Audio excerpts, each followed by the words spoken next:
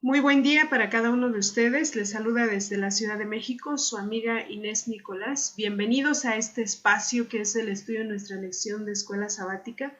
Le agradecemos a nuestro Dios porque Él ha permitido que en esta semana hayamos tenido un estudio tan interesante, de tal forma que esto puede ayudar a transformar nuestra forma de pensar y sobre todo a nuestro crecimiento espiritual.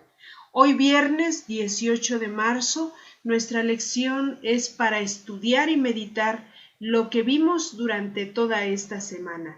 Y nuestra lección de esta semana llevó por título La Iglesia Militante. Para comenzar vamos a pedirle a Dios que sea Él quien dirija este momento, así que vamos a hacer una oración. Oremos. Padre nuestro que está en los cielos, santificado sea su nombre. Señor, gracias porque usted ha sido bueno con nosotros y en su infinito amor nos ha exhortado en esta semana para reflexionar en su amor y así, Padre bendito, retomar el camino correcto para estar preparados en el día de su venida. Gracias, Señor, por estas hermosas lecciones durante esta semana. Le suplicamos que sea usted quien dirija en este momento este estudio y que su palabra no regrese vacía. Bendiga a cada persona que nos está escuchando en este momento, Señor, y le suplicamos una bendición especial por cada uno de ellos, donde quiera que se encuentre. Quédese pues con nosotros, por favor, se lo pedimos en el nombre de Jesús. Amén. Bien, la cita bíblica para memorizar se encuentra en Apocalipsis capítulo 3, verso 20. He aquí yo estoy a la puerta y llamo, si alguno oye mi voz y abre la puerta, entraré a él y cenaré con él y él conmigo. Palabras de nuestro Señor Jesucristo que deben de estar presentes cada que nosotros despertamos, para que nosotros pongamos atención a este llamado, a esta gran invitación que nuestro Señor Jesucristo nos hace con mucho amor. En esta semana, al estudiar la Iglesia Militante, nos enfocamos al mensaje que recibió el último apóstol llamado Juan el Revelador, Juan que escribe el Apocalipsis. El día de ayer hablamos un poquito sobre este tema de quién recibe el mensaje, quién da el mensaje y hacia quién va dirigido este mensaje y qué representaba este mensaje y qué representaban los candelabros y qué representaba el ángel. Y entonces nosotros aprendimos un poquito el día de ayer sobre todo este tema. Sabemos que el tiempo en este espacio no es mucho, así que vamos a tratar de resumir lo que estudiamos en esta semana.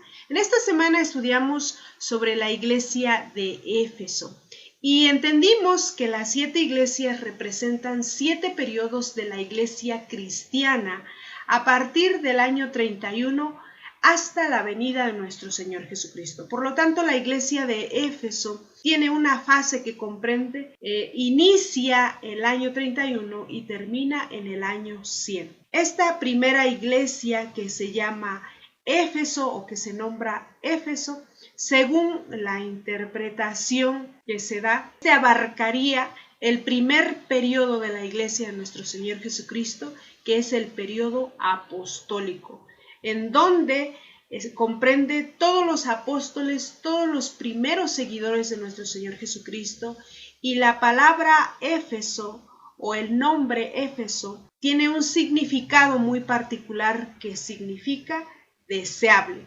Esta palabra describe fielmente el carácter y la condición de la iglesia durante su primera etapa. Pero vamos a analizar que esta iglesia de Éfeso se encontraba en la ciudad de Éfeso. La descripción que se le da a nuestro Señor Jesucristo en este periodo es el que tiene las 7 estrellas en su diestra. Lo que ha hecho bien esta iglesia es que ha trabajado arduamente y tiene paciencia. Y lo que ha hecho mal es que ha dejado su primer amor. La disciplina que el Señor hace a esta iglesia es: arrepiéntete y haz las primeras obras. Retoma ese amor que estás olvidando. La promesa que se hace a esta iglesia es: al que venciere le daré a comer del árbol de la vida. Vemos cómo nuestro Padre Celestial muestra su misericordia y aunque tiene una queja que es que abandonó el primer amor, de alguna forma recibe la amonestación para regresar a la doctrina fundamental que existía en este momento. Realmente este momento fue un momento grandioso porque se vivió el cristianismo en todo su esplendor y en todo su apogeo. Pero nosotros hemos estudiado cómo este gran conflicto que se ha venido librando a través de los tiempos no pudo faltar en este periodo de la iglesia de Éfeso. Y recibe una gran amonestación porque nuestro Señor Jesucristo dice que si no retoma el camino correcto, Él va a quitar su candelero de su lugar, si no se arrepiente de lo que ha hecho. Entonces nosotros vemos que hay un saludo, como les decía en la semana, hay un saludo a esta iglesia, hay un elogio, hay una reprensión, pero también se da la disciplina, lo que tiene que hacer para corregir este error, y viene una bendita promesa que es una bendición al final del día. Bien, continuamos con la iglesia de Esmirna. La iglesia de Esmirna comprende el periodo a partir del año 100 al año 313. El significado de esta época en esta iglesia, Esmirna significa mirra. Esta fue una denominación idónea para esta iglesia de Dios mientras pasaba por el horno de la persecución. Y era para nuestro Padre Celestial recibir un grato perfume de la fidelidad que existía en esta iglesia de Esmirna. Pero muy pronto llegamos a los tiempos de Constantino, cuando la iglesia presenta una nueva fase que hace aplicables a su historia un nombre muy diferente y otro mensaje. Sin embargo, aunque nosotros analizando bien en esta iglesia, realmente vemos en la ciudad de Esmirna, o la iglesia de Esmirna, nuestro Señor Jesucristo recibe una descripción como el primero y el postrero y el que estuvo muerto y vivió. ¿Qué es lo que ha hecho bien? Dice, yo conozco tus obras y tu tribulación y tu pobreza, pero eres rico, dice, ¿verdad? ¿Qué es lo que ha hecho mal? Realmente no hay una queja para esta iglesia. En esta etapa no hay una queja como tal. ¿Cuál es la disciplina o cuál es la recomendación que hace nuestro Señor Jesucristo? Es no temas en nada de lo que vas a padecer. Sé fiel hasta la muerte. En lugar de recibir una amonestación, recibe ánimo, recibe palabras de aliento para reforzar su fortaleza espiritual. ¿Cuál es la promesa que hace nuestro Señor aquí? Yo te daré la corona de vida, el que venciere no sufrirá daño de la segunda muerte. Entonces nosotros vemos cómo en esta etapa, a pesar de todo lo que se está viviendo, en realidad se le reconoce y no hay un defecto que se enmarque como pasó en la iglesia anterior. Puede parecer al principio una extraña paradoja cuando se le dice yo sé de tu pobreza, pero tú eres rico. Pero nosotros sabemos que quienes son verdaderamente ricos son ricos en la fe de nuestro Señor Jesucristo, porque son herederos del reino. Entonces, las riquezas de este mundo no interesan aquí. Aunque seamos pobres en este mundo, mientras estemos fieles y leales delante del Señor, vamos a ser coherederos del reino de nuestro Padre Celestial. Por tal motivo, seremos más que ricos, ¿verdad? Entonces nosotros podemos entender así por qué se dirige nuestro Señor Jesucristo hacia esta iglesia. Pasamos rápidamente al mensaje hacia la iglesia de Pérgamo. Pérgamo comprende un periodo a partir del año 313 al 538. En esta iglesia realmente es un periodo bastante triste, pues el enemigo de Dios aquí pone en marcha su plan en contra de la palabra, de los principios de nuestro Padre Celestial. Y entonces vemos que a la iglesia de Pérgamo se le describe a nuestro Señor Jesucristo como el que tiene la espada aguda de dos filos. Y dijimos que esta espada simboliza la palabra de nuestro Dios, las Sagradas Escrituras. ¿Qué es lo que ha hecho bien esta iglesia? Le dice, retienes mi nombre y no lo has negado, y tampoco has negado mi fe. ¿Sí? Estos fieles de esta iglesia de Pérgamo realmente han sido leales al Señor. Pero ¿qué está pasando en esta iglesia de Pérgamo? ¿Qué es lo que ha hecho mal? Algunos habían aceptado a los falsos maestros y estaban siguiendo las doctrinas falsas que se estaban escuchando en ese tiempo. ¿Cuál es la amonestación o cuál es la disciplina? Es arrepiéntete. ¿Y cuál es la promesa que se da? Al que venciere, daré a comer del maná escondido. El maná, el pan de vida, simboliza a nuestro Señor Jesucristo. Así que vemos a grandes rasgos lo que comprende este periodo en esta iglesia de Pérgamo. Sin embargo, en esta iglesia de Pérgamo fue cuando se cambió el día santo de nuestro Dios por un día que es el primer día de la semana.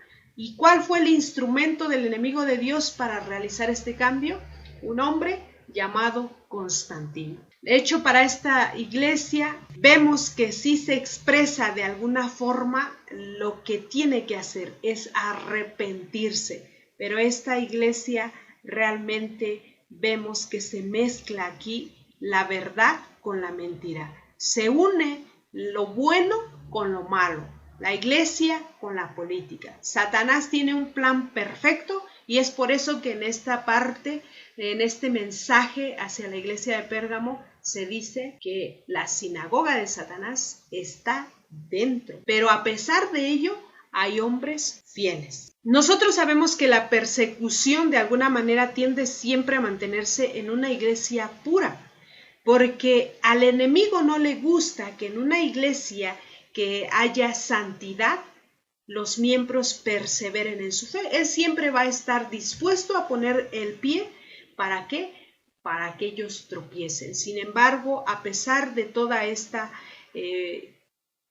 toda esta paganidad que se comenzó a mezclar y todo lo que se vino con los cambios del día santo del Señor, vemos que se reconoce la fidelidad y la lealtad de un grupo fiel delante de nuestro Creador. La palabra Pérgamo significa altura o elevación. Esto fue una época durante la cual los verdaderos siervos de Dios tuvieron que luchar contra el espíritu de política mundana. El orgullo, popularidad que se asomaba entre quienes profesaban seguir a Cristo y contra las manifestaciones virulentas del misterio de iniquidad que resultó finalmente en el pleno desarrollo del hombre de pecado, o sea, el papado. Entonces realmente vemos aquí cómo Satanás trabaja en la iglesia de Pérgamo. Pasamos rápidamente a la iglesia o al mensaje que se le envía a la iglesia de Tiatira. Nosotros vemos que la iglesia de Tiatira también tiene una forma en la que se describe a nuestro Señor Jesucristo y se le describe como el Hijo de Dios, el que tiene ojos como llama de fuego y pies semejantes al bronce bruñido. ¿Qué es lo que hace bien esta iglesia? Dice, yo conozco tus obras y amor y fe y servicio y tu paciencia. ¿Qué es lo que ha hecho mal esta iglesia? Dice que toleraban que se enseñaran doctrinas falsas y cometían fornicación. ¿Cuál es la disciplina o amonestación que se les envía? Dice, os daré a cada uno según vuestras obras. Pero también viene una promesa porque como estamos mencionando, a pesar de lo que se vive, hay hombres fieles delante de nuestro Padre Celestial en estos periodos que atraviesa la iglesia de Cristo. Entonces, esta promesa para la iglesia de Tiatira dice, al que venciere y guardare mis obras, yo le daré autoridad sobre las naciones y las regirá con vara de hierro. Nosotros así podemos comprender cómo nuestro Padre Celestial siempre hace provisión para un pueblo fiel. La iglesia de Tiatira comprende el año 538 a 1798. Este nombre significa dulce sabor de trabajo o sacrificio de contrición. Esto describe bien el estado de la iglesia de nuestro Señor Jesucristo durante el largo periodo del triunfo y la persecución que vivió el pueblo de Dios. Este periodo fue realmente de una espantosa tribulación para la iglesia, cual nunca se había visto antes. Mejoró la condición de los creyentes, por supuesto, porque ellos, en medio de esa persecución, reafirmaron su fe y demostraron su lealtad al Cordero. Por eso se le reconoce sus obras, se le reconoce su servicio, se le reconoce su fe, su paciencia y el elogio que ellos reciben. Entonces, ellos también son parte de la promesa que hace nuestro Padre Celestial. Nosotros sabemos que la queja o la causa por la cual se le acusa o se le exhorta es que ellos permiten a esta mujer Jezabel que esté enseñando o que esté profetizando dentro de la iglesia de Dios. Entonces sabemos que esta iglesia representa, ¿verdad? Representa a esa mujer que bíblicamente una mujer representa una iglesia y nosotros sabemos que esta mujer Jezabel representa la iglesia popular. Y entonces debe entenderse que la iglesia popular toma de alguna forma partido en la persecución hacia los cristianos. Esto comprende la edad media que nosotros conocemos, en cuanto la persecución estuvo en su apogeo. Cuando el dominio de Roma en su totalidad se deja ver y que nosotros vemos la supremacía papal, que incluso se hace una persecución y se da muerte a los seguidores de nuestro Señor Jesucristo, tratándoseles como herejes, como blasfemos, y que hasta recibe un nombre como la Santa Inquisición. Fue realmente un periodo de tinieblas y de prostitución espiritual, porque de los mismos que habían aceptado la palabra de nuestro Señor Jesucristo, eran los mismos que entregaban a sus hermanos, porque tenían la presión y el dominio de la Roma papal. Entonces, nosotros podemos ver así cómo Satanás trabaja a través de este periodo. Seguimos con la quinta iglesia rápidamente, que es Sardis. También maneja una descripción para nuestro Señor Jesucristo y se le llama como el que tiene los 7 espíritus de Dios y las 7 estrellas. ¿Qué es lo que ha hecho bien esta iglesia? Dice, pero tienes unas pocas personas que no han manchado sus vestiduras. A pesar de la apostasía que se vivía, había personas fieles. ¿Qué es lo que ha hecho mal? Dice, no he hallado tus obras perfectas delante de Dios. A veces nosotros creemos que estamos haciendo lo correcto delante de Dios, pero sabemos que quien escudriña nuestro corazón es nuestro Padre Celestial. Así que delante de sus ojos no podemos tener nada oculto. ¿Cuál es la amonestación o cuál es la disciplina de Dios para esta iglesia de Sardis? Dice, guarda lo que recibiste y oíste y arrepiéntete, pues si no velas, vendré sobre ti como ladrón. Hay una amonestación, pero también hay una promesa y le dice, el que venciere será vestido de vestiduras blancas y no borraré su nombre del libro de la vida. Vemos también cómo Dios muestra su misericordia a pesar de las fallas que nosotros tengamos. El tiempo que comprende la iglesia de Sardis es del año 1798 al 1833. El nombre de Sardis significa canto de gozo. Y volvemos a mencionar, esto representa el tiempo de reforma en la iglesia cristiana.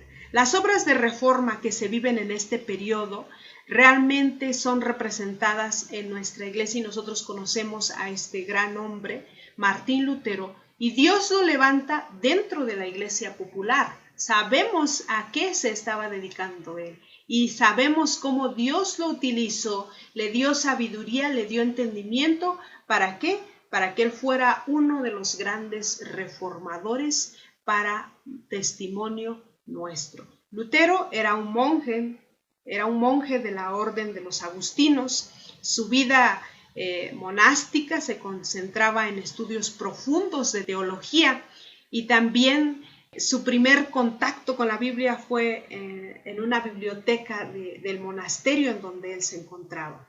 Y aquel libro lleno de polvo asombró a este monje y desde ese momento él no se apartó de las Sagradas Escrituras. El periodo de Sardis, a pesar de la proliferación de sectas y de falsas doctrinas en contra de la ley de Dios, sabemos que hubo sinceros cristianos. Por eso se menciona las vestiduras blancas que representan la justicia de nuestro Señor Jesucristo.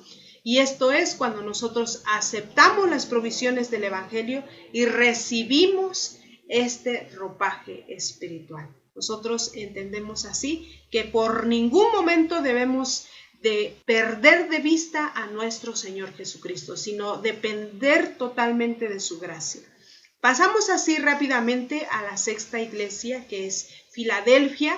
Es de alguna forma una iglesia la cual su nombre significa amor fraternal.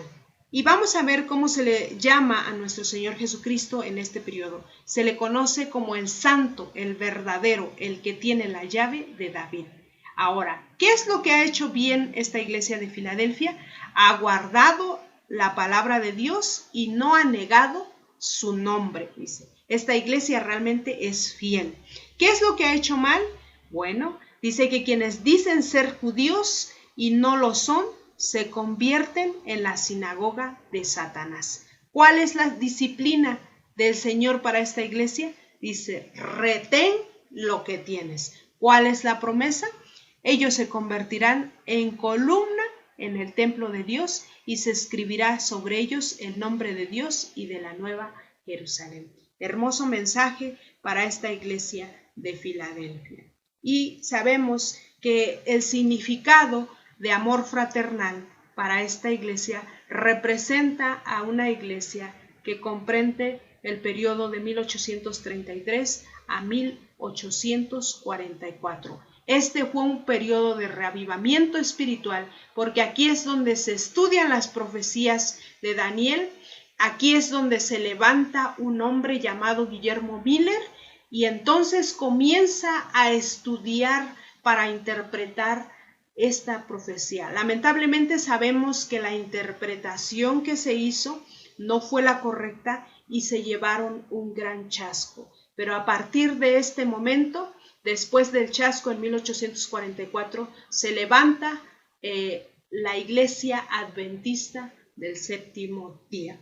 Filadelfia realmente fue un periodo bastante crucial, bastante difícil para el pueblo del Señor, porque realmente esperaban su segunda venida en 1844. Sin embargo, cuando se comprende la profecía, entendemos que aconteció algo grandioso en ese momento. Y la puerta que fue abierta, como mencionábamos en el estudio de la semana, es que nuestro Señor Jesucristo pasa del lugar santo al lugar santísimo y empieza el periodo del juicio investigador. Entonces sabemos así qué periodo comprende esta iglesia de Filadelfia. Rápidamente pasamos al mensaje a la iglesia de la Odisea, que como bien ya lo mencionamos, su periodo inicia en 1844 y culmina hasta la segunda venida de nuestro Señor Jesucristo. La Odisea significa el juicio de pueblo o pueblo enjuiciado.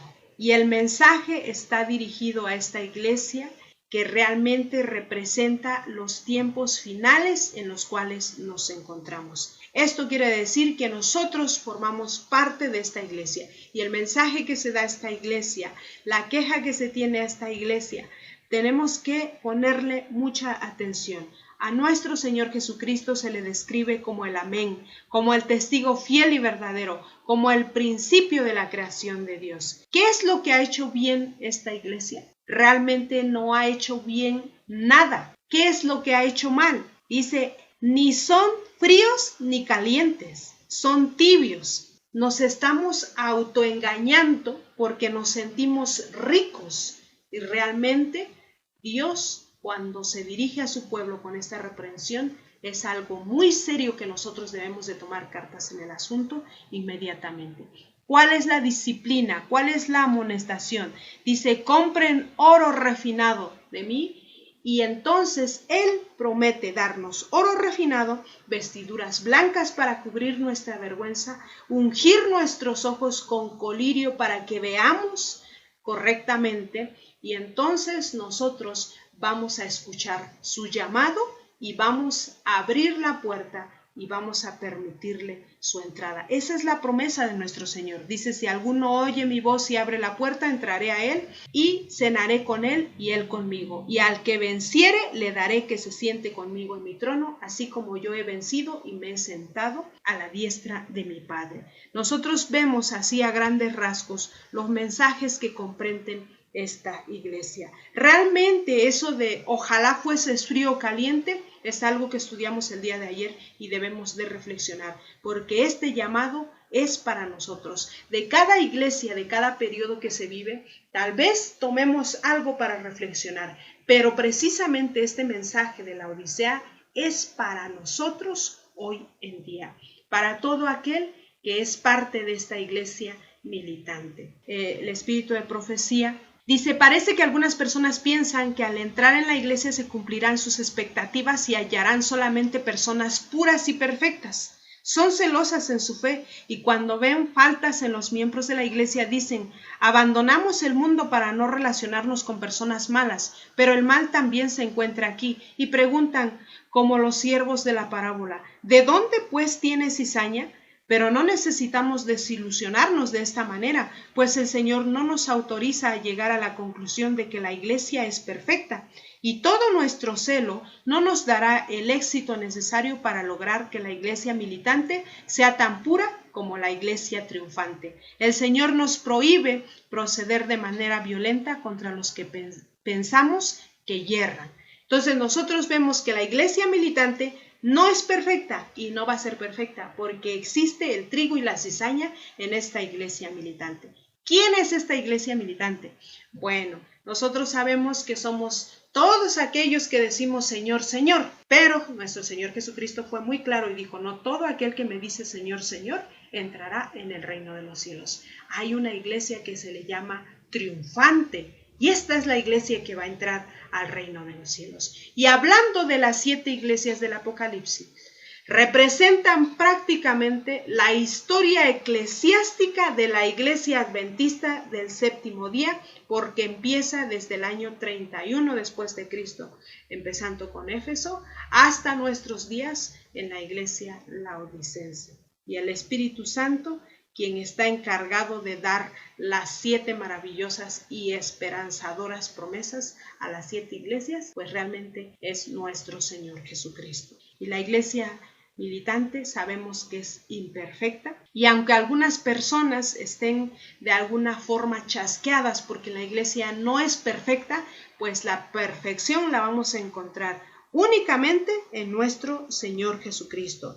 Pero nosotros que somos parte de esta iglesia militante, debemos de esforzarnos para ser parte de la iglesia triunfante. Nuestra hermana White escribe en El conflicto de los siglos, dice, conforme vaya acercándose la tempestad, muchos que profesaron creer en el mensaje del tercer ángel, pero que no fueron santificados por la obediencia a la verdad, abandonarán su fe e irán a engrosar las filas de la oposición.